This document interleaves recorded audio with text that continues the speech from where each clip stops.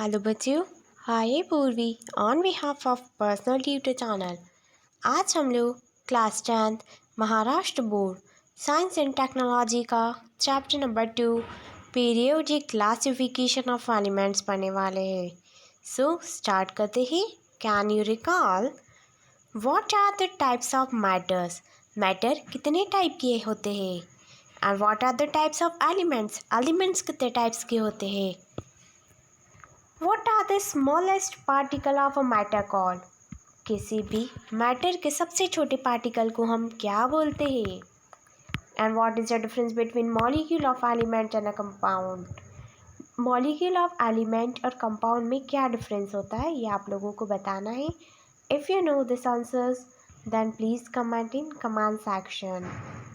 और अगर आपको इसके आंसर्स नहीं पता है तो भी मुझे कमेंट सेक्शन में बताइए, तो मैं इस पर नेक्स्ट वीडियो बनाऊंगी।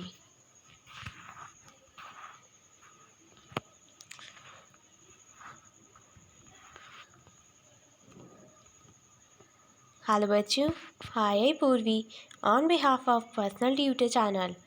आज हम लोग class 10th Maharashtra board science and technology का एक बहुत important topic classification of elements पढ़ने वाले हैं कि कैसे एलिमेंट्स को क्लासिफाई किया है, वो हम लोग आज इस वीडियो में देखेंगे। We have learned in the previous standard that all the atoms of an elements are of only one type. हम लास्ट स्टैंडर्ड में पढ़ चुके हैं कि जितने भी एटम होते हैं किसी एक एलिमेंट में वो सेम टाइप के रहते हैं। Today 118 elements are known to the scientific world. आज के टाइम पर हम 118 एलिमेंट्स को जानते हैं, यानी हम जो एलिमेंट्स पढ़ते हैं उसकी अगर काउंटिंग करें तो वो होंगे 118। However around years 1800 only about 30 elements were known. More number of elements were discovered in the course of time. More and more information about the properties of this element was gathered. So time के साथ ये सारे element discover होते गए और elements के साथ साथ उनकी क्या प्रॉपर्टीज़ है ये भी डिस्कवर हुई। To ease the study of such a large number of elements, scientists started studying the pattern, if any, in the vast information about them. You know that in the initial classification, elements were classified into groups of metals and non-metals. क्या आपको पता है सबसे पहले जब atom का classification हुआ था तो उनको दो ग्रुप में डिवाइड किया है। First is metal and second is non metal. Later on, the another class of metal called the metalloids were noticed. उसके बाद मेटल की एक और क्लास जिसको नाम दिया है मेटलॉइड्स वो भी देखी गई।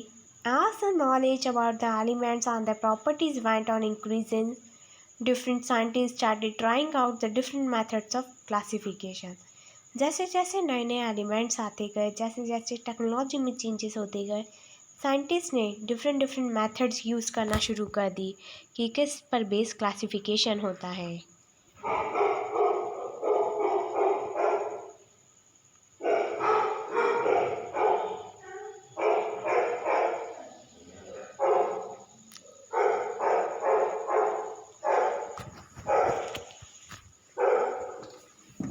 हेलो बच्चों, hi Purvi on behalf of personal tutor channel. आज हम लोग class 10th Maharashtra board science and technology का एक बहुत इंपॉर्टेंट टॉपिक डॉबेनियर ट्रेड्स पढ़ने वाले हैं। सो स्टार्ट करते हैं। इन the year 1817, a German scientist Dobenier suggested that the properties of elements are related to their atomic masses. So 1817 में एक जर्मन साइंटिस्ट थे डॉबेनियर, उन्होंने बताया था कि जो किसी एलिमेंट की प्रॉपर्टीज़ होती है उन्होंने उसको उसके एटॉमिक मास से रिलेट किया था। यानी उनका कहना था कि जो एटॉमिक मास है एलिमेंट का वो ही उसकी प्रॉपर्टी रहेगी। He made the groups of 3 elements having similar chemical properties and called them traits. फिर उन्होंने 3 एलिमेंट्स का एक ग्रुप बना दिया जिसमें कि उनकी जो केमिकल प्रॉपर्टीज़ थी, जिनकी सेम केमिकल प्रॉपर्टीज़ थी, उनको एक ग्रुप में डाल दिया। और उसे नाम दिया trades. He arranged the three elements in a trade in an increasing order of their atomic masses. उन्होंने इन तीनों एलिमेंट को उनकी इंक्रीजिंग एटॉमिक मासेस के अकॉर्डिंग अरेंज किया है। He arranged the three elements into a trade in an increasing order of atomic mass and shows that the atomic mass of the middle element was approximately equal to the mean of the atomic mass of the two elements. उनका कहना था कि जो middle वाला जो element है उसका जो एटॉमिक मास निकलेगा वो फर्स्ट और लास्ट दोनों एलिमेंट के एटॉमिक मास के इक्वल रहेगा। However, all the known elements could be classified into Dominion trade. फिर उस टाइम के जितने भी एलिमेंट्स है, जितने भी नोन एलिमेंट्स हैं, उनको डोमिनियन के ट्रेड्स के अकॉर्डिंग क्लासीफाई कर दिया गया।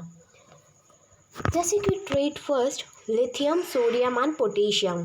इसमें एलिमेंट जो एक्चुअल एटॉमिक मास लिया है लिथियम का 6.9, sodium 6.9 plus 39.1 by 2 is equals to 23.0। So actual mass आया है एटॉमिक मास सोडियम का 23 एंड पोटेशियम जो कि एलिमेंट थर्ड है उसका आया है 39.1। इट मीन्स डोबेनियर के अकॉर्डिंग अगर किसी बीच वाले एलिमेंट का एटॉमिक मास निकालना है तो उसका हम डोबेनियर ट्रेड्स के अकॉर्डिंग जो फर्स्ट और सेकंड एलिमेंट है उसको ऐड करके डिवाइड बाय 2 कर देंगे तो बीच वाले बीच वाले एलिमेंट का एटॉमिक मास निकल जाएगा। सो ये था डोबेनियर का ट्रेड्स।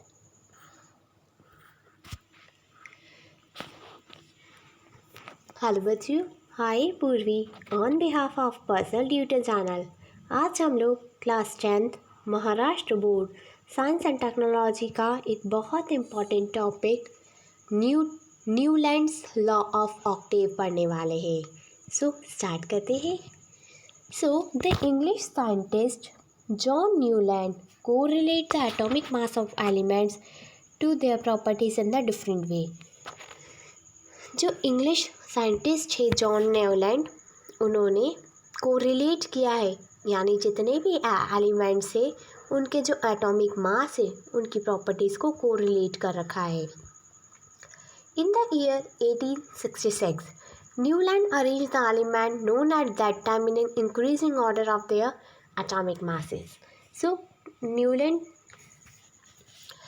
ये बात है 1866 की, जब न्यूलैंड ने जितने भी एलिमेंट उस टाइम पर नोन थे उनको अकॉर्डिंग इंक्रीजिंग ऑर्डर में अरेंज कर दिया, यानी उनके मास के अकॉर्डिंग उनको इंक्रीजिंग ऑर्डर में अरेंज कर रखा था। It started with the lightest element hydrogen and ended with the thorium, जो कि स्टार्ट होता है सबसे लाइटेस्ट एटम हाइड्रोजन से और एंड होता है थोरियम पर। He found that every eighth element has the property similar to those of the first. उनका ऐसा मानना था कि हर 8वें एलिमेंट की प्रॉपर्टी पहले एलिमेंट के सिमिलर होगी, यानी जो प्रॉपर्टी फर्स्ट एलिमेंट में है वही प्रॉपर्टी 8th एलिमेंट में भी होगी। For example sodium is the 8th element from lithium and both have the similar property. जैसे कि एग्जाम्पल है सोडियम जो कि लिथियम के बाद का 8th एलिमेंट है। सो लिथियम और सोडियम में सेम प्रॉपर्टीज़ है। Also magnesium shows the similarity to beryllium and chlorine shows similarity with fluorine. Newlands compare this similarity with the octave in the music. Newland ने इसको music के Octave में के समान बताया है। Newland compare this similarity with the octaves in the music. He called the similarity observed in the 8th and the first element as the law of octave. इसलिए उनके अकॉर्डिंग जो फर्स्ट और 8th एलिमेंट होता है वो same होता है, यानी म्यूज़िक में भी जो फर्स्ट और 8th ऑक्टेव है वो सेम होता है। सो उन्होंने एलिमेंट्स को भी उस अकॉर्डिंग बताया है। जैसे कि म्यूज़िकल नोट है सा रे गा मा प धा नी सा। सो फर्स्ट एलिमेंट है hydrogen, lithium, beryllium, boron, carbon, nitrogen, oxygen. Next fluorine. So इस अकॉर्डिंग न्यूटन ने ऑक्टेव बताया है, म्यूजिक से कंपेयर किया है। Many limitations were found in the Newland octave. This law was found to be applicable up to only calcium. कई सारी limitations भी हैं, यानी न्यूलैंड का जो लॉ था वो सिर्फ कैल्शियम तक ही एप्लीकेबल रहा। Newland fitted all the known elements in the table of 6 into 8, 7 into 8, that is 56 boxes। Newland ने जितने भी एलिमेंट उस टाइम पर नोन थे उसको एक टेबल में पुटअप किया, यानी 7 into 8 के बेसिस पर। सो टोटल एलिमेंट्स हो गए 56 boxes. Newland place the two element each in the same box to accommodate that all the known elements in the box. For example, copper and nickel, cerium and Ce and La. Moreover, he placed some element with the different properties under the same notes in the octave. कुछ ऐसे element थे जिनकी properties different थे, तो उनको different different boxes में रखा है। For example, Newland placed a metal copper and nickel under the note Do along with the halogens, while Fe having the similar with the Co and Ni away from that of the non-metal oxygen and sulfur under the note Ti. Also, Newland's octet did not have the provision to accommodate the newly discovered elements. The properties of the new element discovered later on did not fit in the Newland law of octave. So जो new elements found हुए थे उस time पर, उसकी जो property थी वो Newland के ऑक्टेव को फुलफिल नहीं करती थी। तो ये सारे न्यूलैंड की लिमिटेशंस हैं।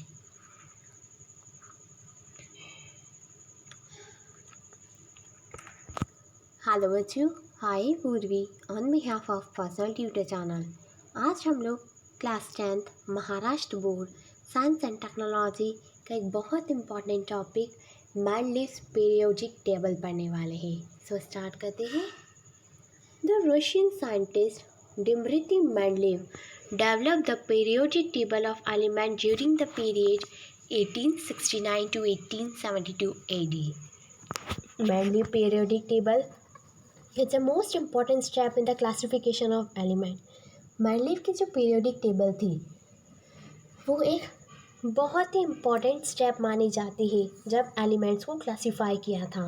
Mendeleev considered the fundamental property of elements, namely the atomic mass, as standard and arrange 63 elements known at that time in an increasing order of their atomic masses.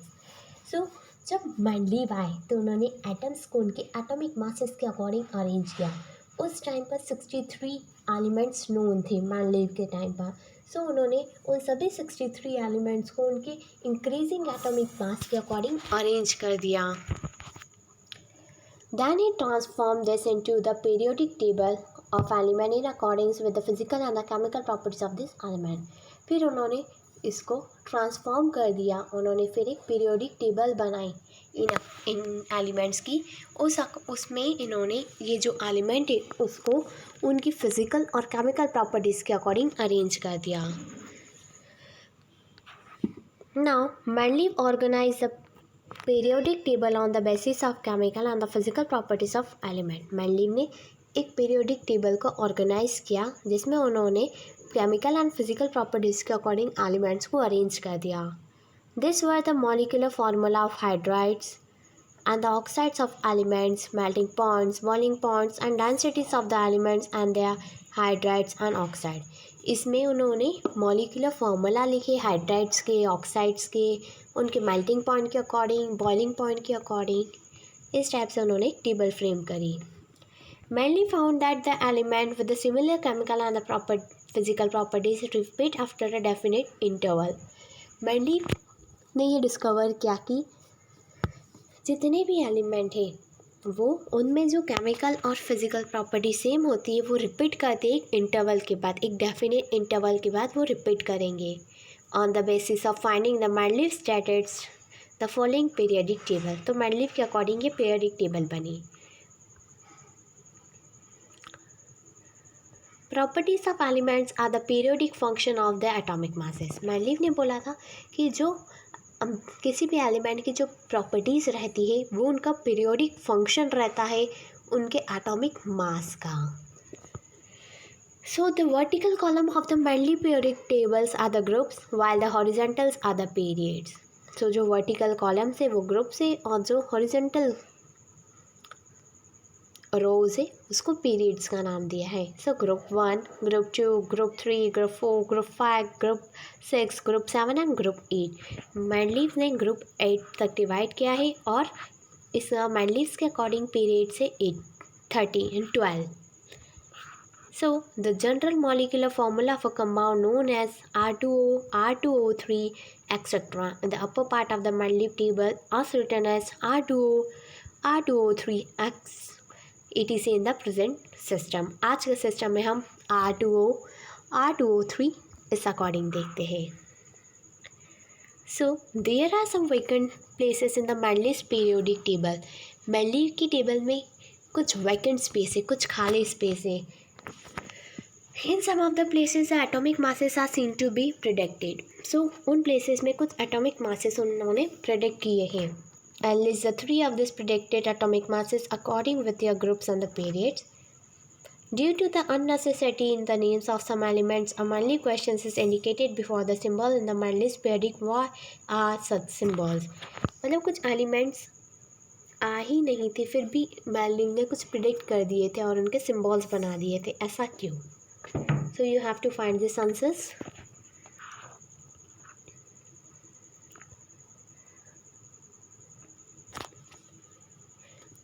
आज की वीडियो में हम लोग class 10th Maharashtra board science and technology का एक बहुत important topic merits of Mendeleev's periodic table पढ़ने वाले हैं. यहाँ पर हम लोग मैंडलीव पीरियोडिक टेबल्स की क्या एडवांटेजेस है वो पढ़ेंगे. सो स्टार्ट करते हैं. Science is progressive.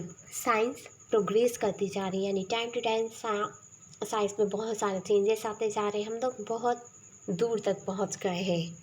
There is a freedom in science to revise the old inference by using more advance means and the method of doing the experiment.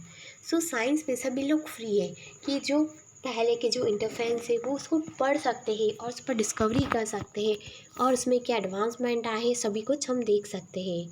This characteristics of science वो clearly seen in the Mendeleev periodic table.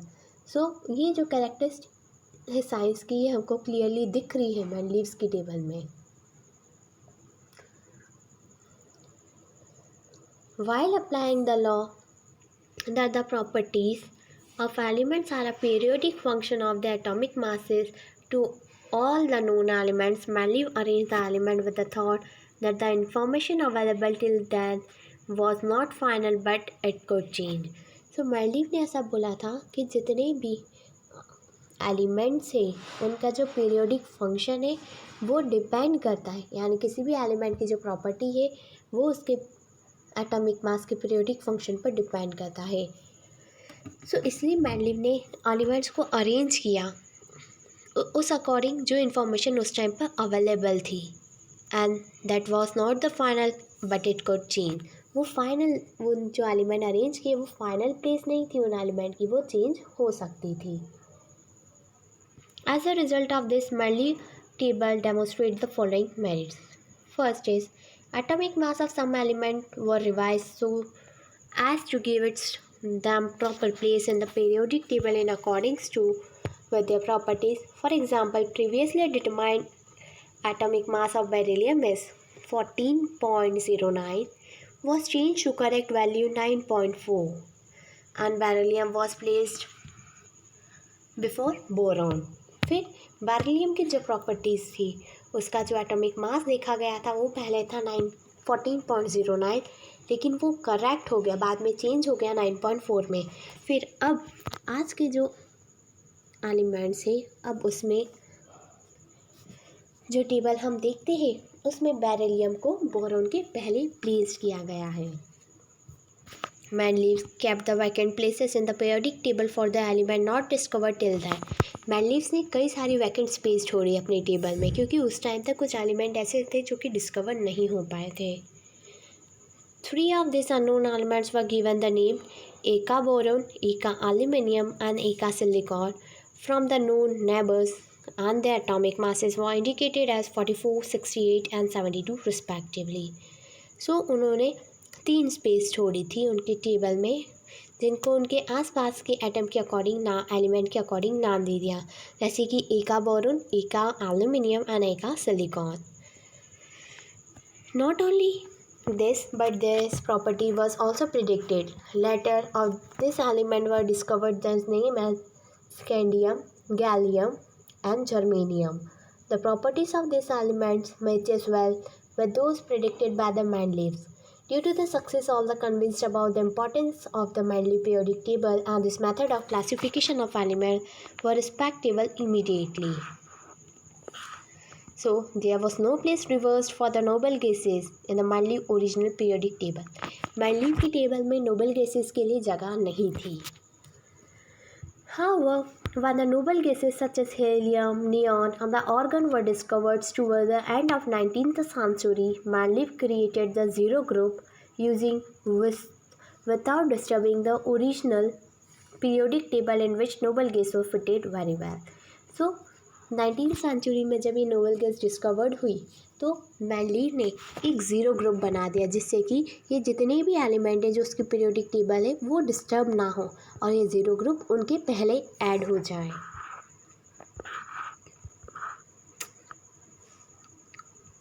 आज हम लोग इस video में class 10th Maharashtra board science and technology का एक बहुत simple topic demerits of Mendeleev periodic table पढ़ने वाले हैं. सो स्टार्ट करते हैं कि मेंडलीव पीरियोडिक टेबल की क्या डिसएडवांटेजेस है. First is the whole number atomic mass of an element cobalt and nickel is the same. So जो एटॉमिक मास है कोबाल्ट और निकल का वो सेम है. Therefore, that was not arbitrary regarding this sequence in the Mendeleev periodic table. इसलिए इसका कोई सीक्वेंस नहीं है. Isotopes were discovered long time after the Mendeleev put forth the periodic table. So जो isotopes हैं वो काफ़ी टाइम के बाद डिस्कवर हुए. As isotopes have the same chemical properties but the different atomic mass. Isotopes ऐसे होते हैं जिनकी chemical properties same होगी but उनका mass different रहेगा. A challenge was posed in placing them in the Mendeleev's periodic table. Third, when the elements are arranged in the increasing order of the atomic mass, the rise in the atomic mass does not appear to be uniform. It was not possible, therefore, to predict how many elements could be discovered between two heavy metals. So, उस time पर ये possible नहीं था कि कैसे element को discover किया जाए किसी दो हैवी एलिमेंट के बीच में. So position of hydrogen. Hydrogen shows the similarity with the halogen. For example, its molecular formula is H2 with the molecular formula fluorine and the chlorine. In the same way, there is a similarity in the chemical properties of hydrogen and the alkali metal. There is a similarity in the molecular formula of a compound of the halogen alkali metal such as sodium and potassium, found with the chlorine and oxygen. On considering the above properties can be decided whether the correct position of hydrogen in the group of alkali metal group first or in the group of halogen the group seventh. सो बच्चों I hope कि आपको ये video अच्छी लगी हो. अगर आपको इस वीडियो से रिलेटेड कोई भी डाउट है तो मुझे कमेंट सेक्शन में ज़रूर कमेंट करके बताइए. Thank you. Have a nice day.